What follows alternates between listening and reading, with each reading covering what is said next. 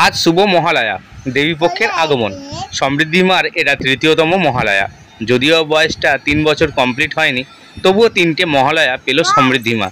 আর আমাদের ইচ্ছা ছিল সমৃদ্ধিকে দিয়ে মা দুর্গার ফটোশ্যুট করানোর। আগে থেকেই সায়ন্তীকে বলা ছিল সাজানোর জন্য, তাই সকাল সকাল সায়ন্তী চলে এসেছে। সমৃদ্ধিকে সাজাতে গিয়ে যে এত সমস্যা হবে তা জানা ছিল না।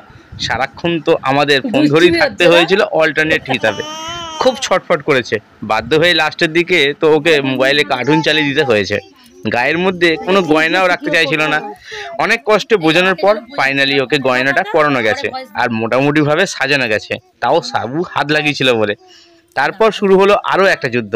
ছাদে গিয়ে ফটোশ্যুট করার সময় কিছুতেই ফটোশ্যুট করবে না, ও নিজের মতো চলবে। কয়েকটা ফটোশ্যুট করতে যে সারাদিন লেগে যায় তা ধারণা ছিল না।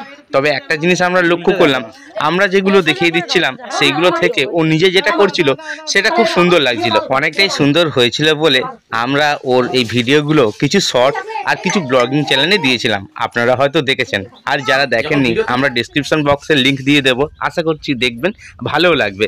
ছাদে যখন আমরা সমৃদ্ধি মায়ের ফটোশ্যুট করছিলাম তখন চুটকি, মিও, গুবলু এরাও ছিল, সর্বদা ওর পাশাপাশি ঘুরে গেছে। মা দুর্গার বাহন একটা, কিন্তু আমাদের সমৃদ্ধি মায়ের বাহন হচ্ছে 3টে। মাঝখানে মা দুর্গা ত্রিশূলটা বেঁকে গেছিল বলে বসে ভালো করে সেটাকে ঠিকও করে নিল। আজকের এই মহালয়ার ফটোশ্যুটের কিছু মুহূর্ত আপনাদের সাথে শেয়ার করলাম।